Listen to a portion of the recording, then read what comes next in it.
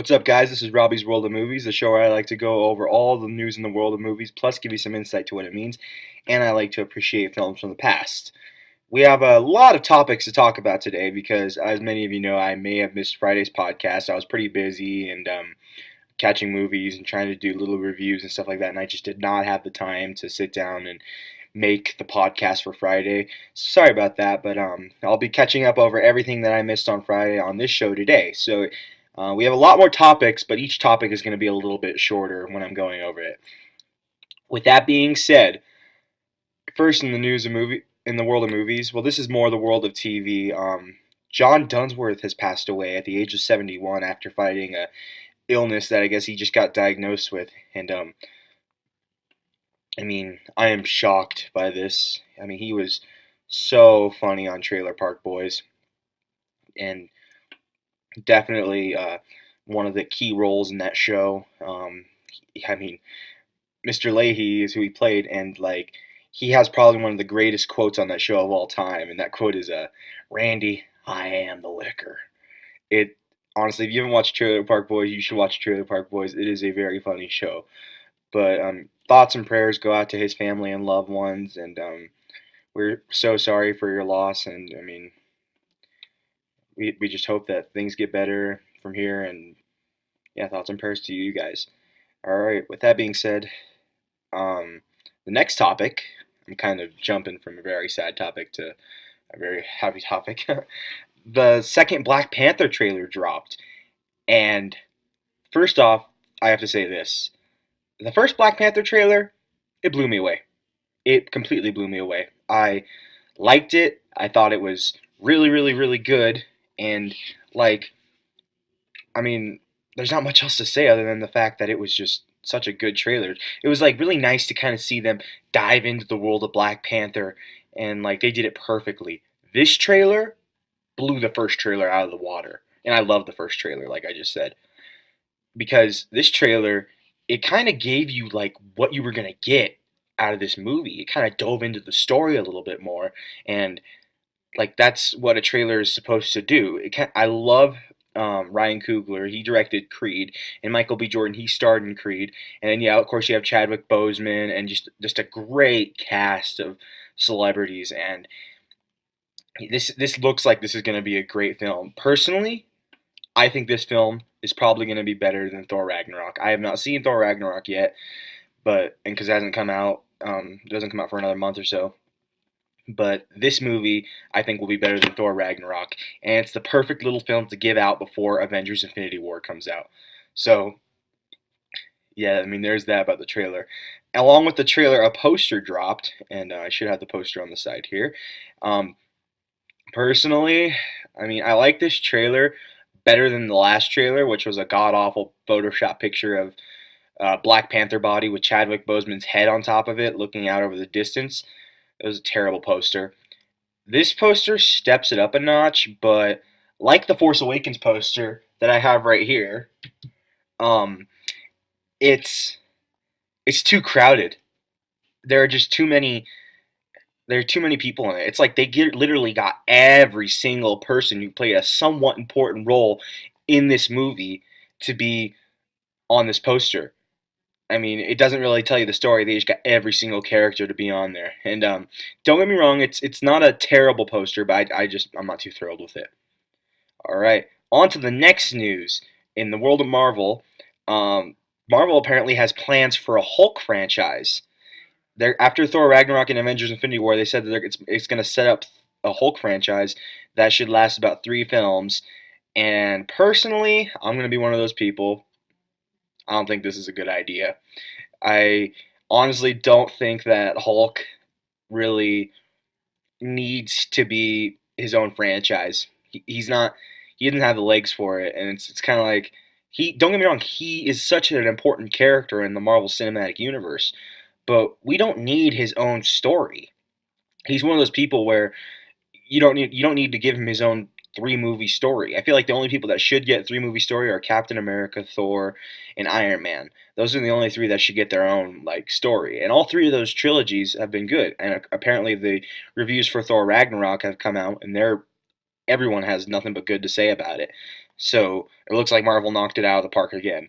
But he's a character that, I mean, don't get me wrong, he's well known. He's a lot more well known than Black Panther or Doctor Strange.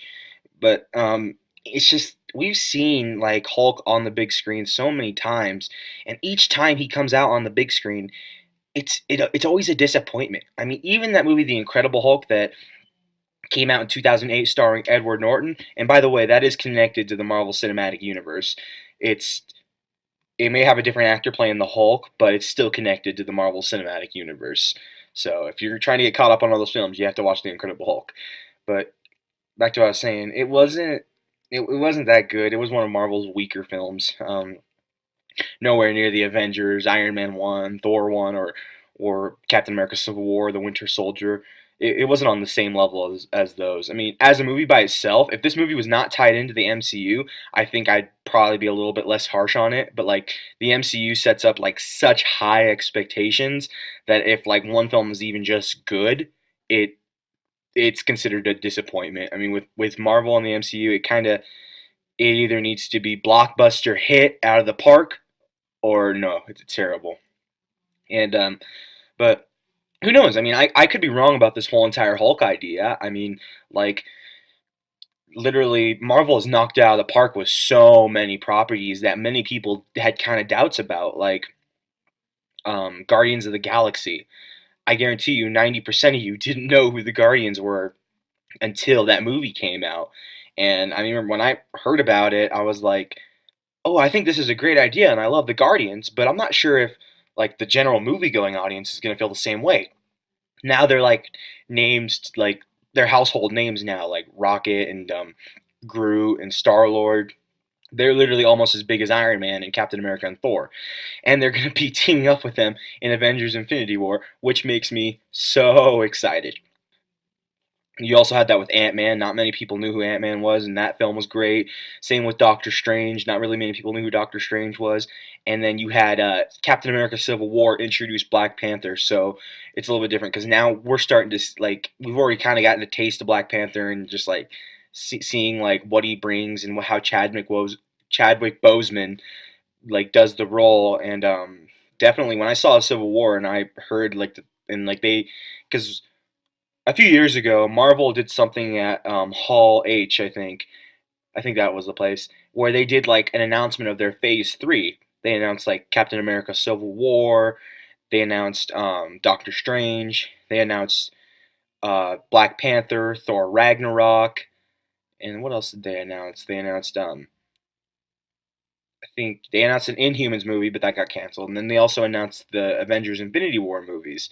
And when they announced Black Panther, I was kind of like, I mean, okay, I didn't really care about it like as much because like I didn't really think that it was going to live up to the expectations because not many people know who Black Panther is. But then they did it smart by throwing him in Civil War. And then now it's like the general movie going audience knows who that is. And when they see him, they're going to be like, hey, that's the guy from Civil War. Maybe I should go watch it. So that's why I think that Black Panther is going to be good. But back to the Hulk subject. I mean, like I said, they could they could knock this out of the park, and I believe they had the potential to knock this out of the park. It's just I don't think we need to see a Hulk franchise. I think Hulk is fine where he is. He's like a he's one of those characters where the universe needs him to go on, but he works best when he's a supporting actor or like the second up superhero.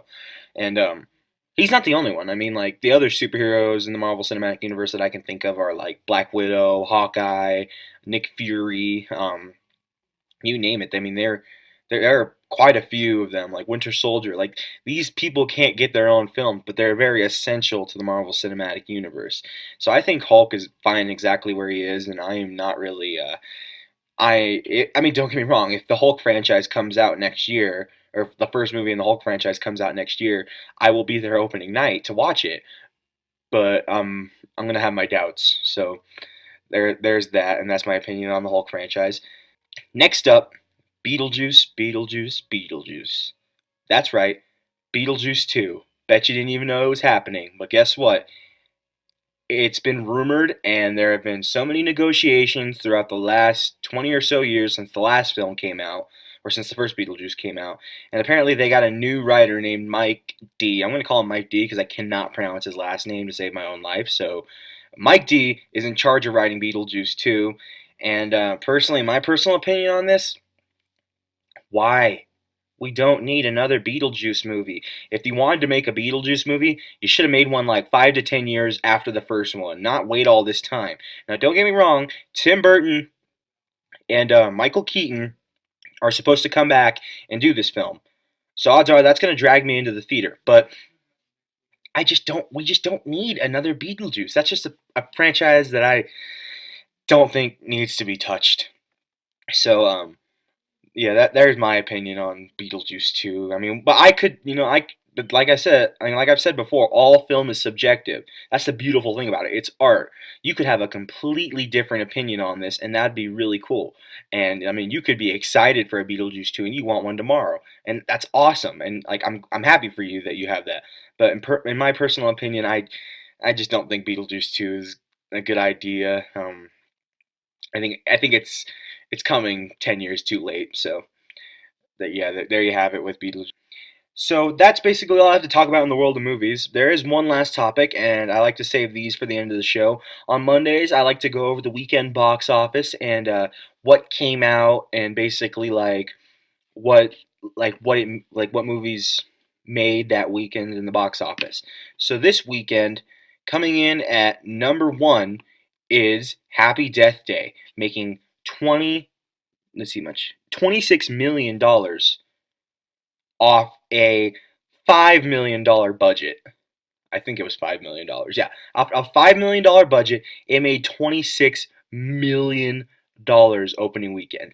That is so good. And Happy Death Day, you can check out my review on it. I honestly thought Happy Death Day was a great horror film, and definitely the critics kind of bashed it, but they were, critics are supposed to look at it as like a movie, and I personally just looked at it as a horror movie. And Happy Death Day, it lives up to being a horror movie. And this is its first weekend in box office, and it's already made $26 million. In second place, and this is kind of a disappointment, Blade Runner 2049 only bringing in $15.4 million. That's a 54% drop off what it made last week, which was about $34 million, I think. And this is its second weekend release. And at number 3 is the new Jackie Chan movie, The Foreigner.